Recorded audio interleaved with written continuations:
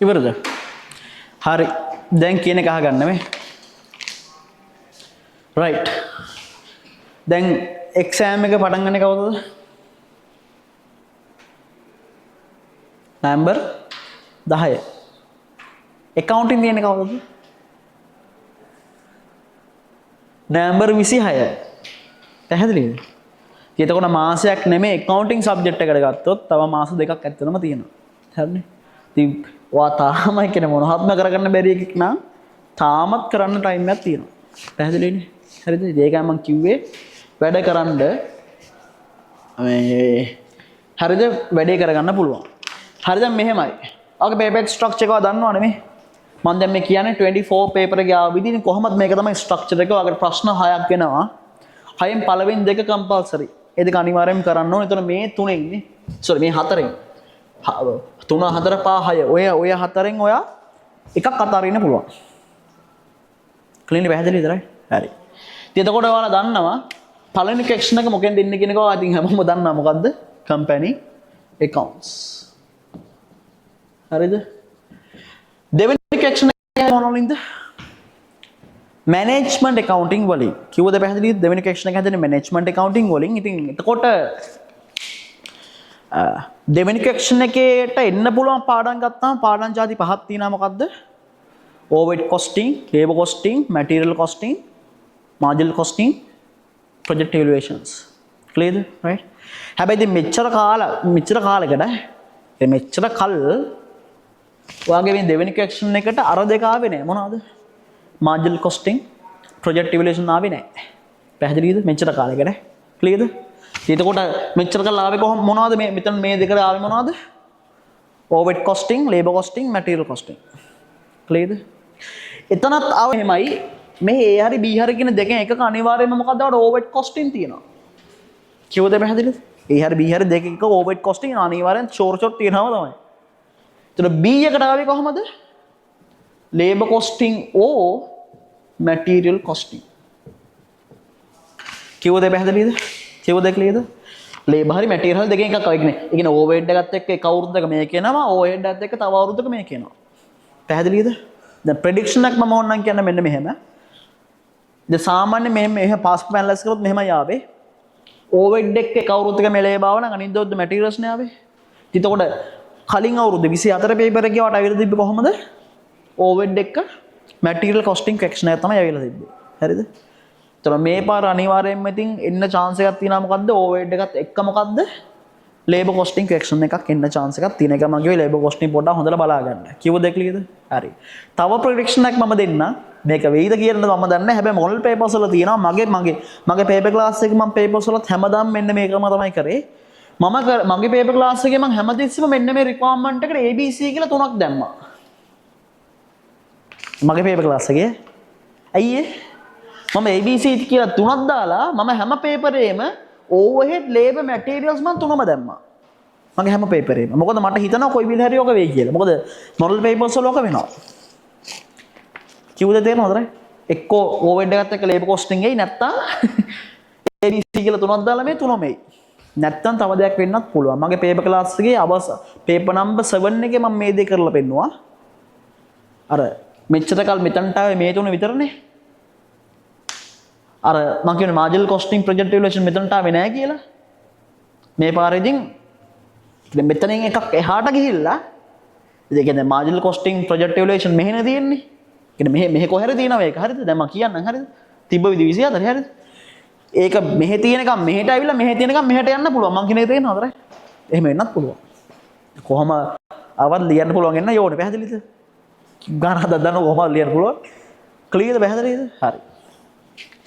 તો තුන්වෙනි ක්වෙස්චන් එකේ දැන් වර්තමානයේ පේපරේ අනිවාර්යයෙන්ම මේක A and B කියලා දෙකට කැඩෙනවා. ඉතින් අනිවාර්යයෙන්ම ගොඩක් දැන් අවුරුදු දෙකක 21 22 23 24 අවුරුදු කිහිපයකම එකපාර එක දිගට මේක වුණා. තුන්වෙනි ප්‍රශ්නේ AB කියලා කොටස් දෙකකට කැඩලා එන්නේ මොකද්ද? accounting equation and non profit. පැහැදිලිද? හැබැයි මෙතනදී කට්ටිය මේක හොඳට මතක ගන්න non profit වල එන්නේ පොඩි ක්වෙස්චන් එකක්. කියන්නේ ලකුණු 10ක ක්වෙස්චන් එකක් තමයි යාට එන්නේ. කිව්වද ක්ලියර්ද? ඒතර මෙතනට වර ලකුණු 30ක් තියෙනවා. ඒ කියන්නේ ඉතින් මේ non profit එක පොඩි ක්වෙස්චන් එකක් එන්නේ. ක්ලියර්ද? හරි.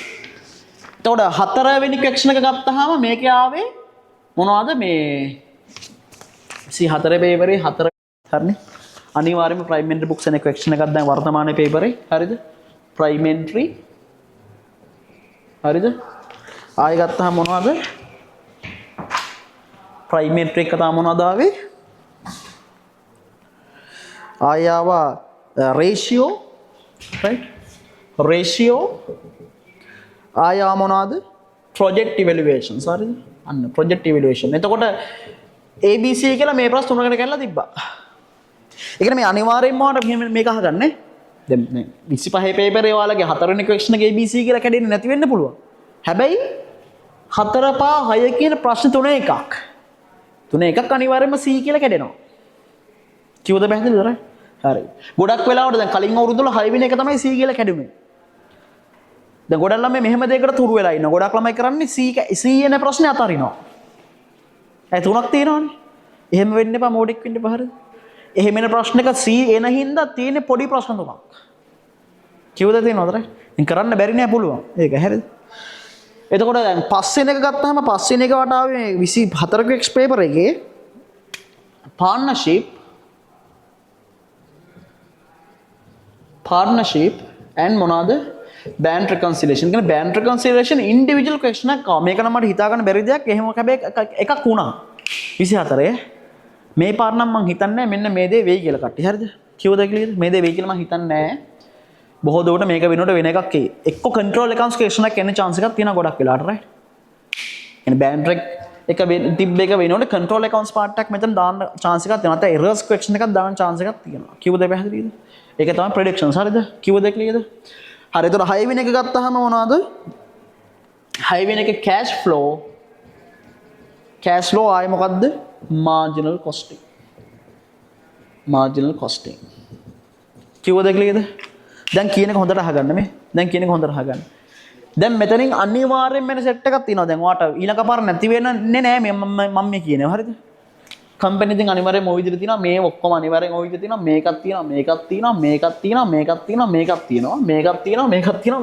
ඔක්කොම තියෙනවම තමයි ඊළඟ පේපරේ හරිනේ වෙනස් වෙන්නේ මෙන්න මේක පමණයි මං කිව්වද පැහැදිලිද ඒතර මෙන්න මෙතන බෑන්ඩ් එකක් වෙනවා මං අර කිව්වා මොකද්ද errors question එකක් කරේ control accounts question එකක් කරේ එන්න පුළුවන් clearද and 24 පේපරේ හොඳට මතක තියාගන්න මෙන්න මේ accounting equation එක crucial මොකද accounting equation question එකේ මෙච්චර කාලයකට ඇහුවේ නැති දෙයක් ඇහුවා 24 මොකද්ද equation එක ආව VAT එක්ක අපේ paper class එක අපි මතකනේ අන්තිම පේපරෙන් කරලා පෙන්නනවා right VAT මේ පාරත් අනිවාර්යයෙන්ම මට හිතන දෙයක් ඉතින් අනිවාර්යයෙන්ම වෙයි හරිද අනිවාර්යයෙන්ම VAT question එකක් මේ පාරත් දෙගෙන accounting equation එක වල එන්නේ VAT එකත් සමග හරිද බොහෝ දෝඩා right කිව්වද කියලාද මේ ඔක්කොම ඉතින් ප්‍රෙඩික්ෂන්ස් විතරයි අය මට හිතන දේවල් මම මේ කියන්නේ මේ එකක්වත් එන්නේ නැති වෙන්න පුළුවන් හැබැයි සාමාන්‍යයෙන් ගොඩක් වෙලාවට එහෙම වෙනවා ගිය පාරත් කිව්වේ විදිහටම දැන් මං ගිය පාර එක්සෑම් එකේ ළමයිට මේ වැට් එක එනවා කියලා මං කිව්වා අනිවාර්යයෙන් මේ විදිහටම ආවා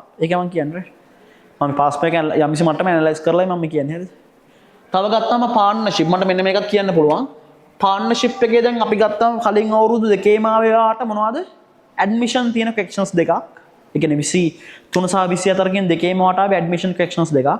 ඒතර මේ පාර අනිවාර්යයෙන්ම ෂුවර් රිටයර්මන්ට් එනවා. හරිද? පැහැදිලිද? ඉතින් රිටයර්මන්ට් ක්වෙස්චන්ස් වැඩිපුර බලාගෙන යන්නේ. මොකද එක ළඟ අවුරුදු දෙකක ඇඩ්මිෂන් ආවා කියන්නේ මේ පාරට ඇඩ්මිෂන් වෙන chance එකක් නැහැ. එක්ක රිටයර්මන්ට් එනවා නැත්නම් ඇඩ්මිෂන් රිටයර්මන්ට් දෙකම එකට තියෙන එකක් එන්නත් පුළුවන්. මේ වගේ ක්වෙස්චන්ස් මම හදලා පෙන්නුවා අපේ පන්ති වල. කිව්වද පැහැදිලිද? right? හරි.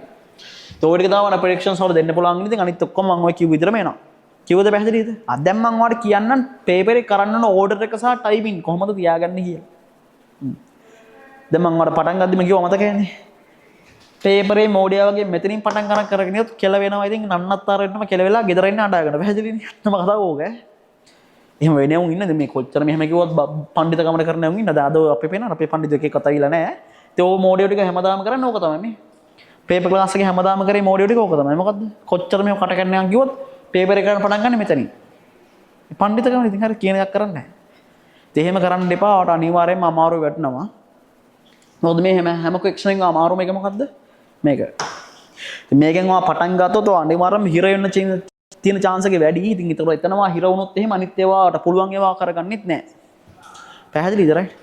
හරි. ඉතින් ඒ හින්දා කියන එක හොඳට අහගන්න. මෙන්න මේ විනාඩි 180යි මේක ඔක්කොම කරන්න හොර තියෙන්නේ. විනාඩි 180 මැනේජ් කරන විදිය මම මේ කියන්නේ. ක්ලියර්ද? කට්ටිය අපි පේපර් එක පටන් ගන්නවා හැමතිස්සෙම පේපර් එක පටන් ගන්න සෙකන්ඩ් ක්වෙස්චන් එකේ. මොකද ඒක අනිවාර්යෙන් කරන්න ඕනේ සෙකන්ඩ් කම්පල්සරි ක්වෙස්චන් එකනේ. ඕක පටන් ගන්න ඔත්තන්ට අපි තියාගන්නේ කොච්චර ටයිම් එකක්ද? විනාඩි 30ක්. 30 minutes ඉතින් ඈ. පැහැදිලිද? ඊට පස්සේ එන්න third question එකට. තියාගන්න 30 minutes. හරිද? ඊට පස්සේ දැන් ඔයා හිතන්නකෝ දැන් ඔයා මේක මේ පේපරේ ඒවා අතෑරියේ මේක කියලා හිතන්නකෝ මම එකක් අපිට අතෑරේ කියන හරිද? රයිට් අපි 6 අතරේ කියලා දැන් මම කියන ඔයාට 6 අතරින් කියලා නෙමෙයි. මම නිකන් කිව්වේ 6 අතරේ කියලා හිතන්නකෝ. එහෙනම් 4යි 5යි කරන්න ඕනේ. ඒතකොට 4යි 5යි තියෙන ඒවා අනුව ඉතින් ඔයා ඒක තීරණය කරන්න ඕනවා ඊළඟ ඕඩර් එකට මොකද්ද කරන්න කියන එක රයිට්? කිව්වද පැහැදිලිද? එතනදී කට්ටිය අපි මම නෝමල් ඕඩර් එකේම ගියා කියලා හිතන්නකෝ මේ. ඉතින් එතකොට මෙතනටත් මම 4 කරන්නත් තියාගන්නේ විනාඩි 30යි. 5 කරන්න මම තියාගන්නේ ටයිමින් එක විනාඩි 30යි. හරිද? 30 ගන්න තමයි තියාගන්නේ. හැබැයි මම අහන ප්‍රශ්න උත්තරයක් දෙන්න. මේ හැම ප්‍රශ්නයක්ම 30කින් කර හැකිද? මේ හැම ප්‍රශ්නයක්ම 30කින් කරන්න බෑ. මම ඔය 30න් කරන්න කිව්වොත් 30න් කරන්න බෑ. සමහර ඒවා බෑ සමහර ඒවා පුළුවන්. කියන එක තේරෙනවද? ඉතින් එතකොට ඔළුවක් තියනවනේ මෙන්න මෙහෙම ගේම ගහන්න ඕනේ හරිද? ඔයා හිතන්නකෝ දැන් පළවෙනි එකට 30ක් තියාගත්තට 40ක් ගියා කියලා. වැඩිපුර ගියේ 10 මොකද්ද කරන්නේ? ඊළඟෙන් අල්ලන්න ඕනේ. ඒ කියන්නේ ඊළඟෙන් අල්ලනවා කියන්නේ සාමාන්‍ය ඉක්වේෂන් එක නන් ප්‍රොෆිට් ගත්තාම පොඩ්ඩක් වේගෙන් කරන්න පුළුවන්. සප්‍රයිමෙන්ටරි බුක්ස් ගත්තාම වේගෙන් කරන්න පුළුවන්. රේෂියෝ එකම වේගෙන් කරා හැකි. පැහැදිලිද? ඒ කියන්නේ ඔයාට කොහෙන් හරි වැඩිපුර ගිය ටයිම් එකක් වා තව ප්‍රශ්නයක් ඉක්මනට කරලා අල්ලන්න ඕනේ. මම කියන්නේ ඔක්කොම කරනවා නම් ඉතින් මම කියන්නේ ඒකක් ගන්න ළමෙක්ට කරන්න ඕන වැඩ පිළිවෙල. ඉතින් ඔය C එකක් ගන්න කෙනෙක්ට එහෙම මේ මං කියන කොටසෙන් භාගයක් කරත් ඇති. මම කියන්නේ ඒක ගන්න ළමෙක් කරනවා. මම මේ ගහපු ගේම මම මේ කියන්නේ. පැහැදිලිද? මම ඒකක් ගත්ත කෙනෙක් ඉතින් ඒ හින්දා මේ ගහපු ගේම මම මේ කියන්නේ වලට. පැහැදිලිද? අර මෙතනින් කොහෙන් හරි වාට තියාගන්න තියාගත්තට අර කොහෙන් හරි වැඩිපුර ගියොත් එහෙම ඒ යන ටයිම් එක අනිත් එකකින් අල්ල ගන්න ඕන. කොහොම හරි මෙහෙමයි. කොහොම හරි කොහමද? කොහොම හරි පැය දෙකක් ඇතුලේ මේ හතර ඉවර කරගන්න ඕනේ. ඔයිට වඩා ඔය හතර ඉඳලා හරියන්නේ නැහැ. කම්පැනි කරනවා නම් මං කියන්නේ. දැන් සමහර ළමයි ඉන්නනේ කම්පැනි අතහැරලා දාලා ඉන්න අය. ඒ එහෙම අය මේක කරන්න ඕනෙත් නැහැ. ඒතර කම්පැනිගේ ටයිම් එක තව අනිත් ප්‍රශ්න වල දෙන්න. මං කියන්නේ කම්පැනි කරනවානේ දැන් ඒකක් ගන්නලා මේ කම්පැනි ගන්න කරන්න එපා. ඒක කරන්න දෙන්නේ නැහැ නේ. හරිද? පැහැදිලිද?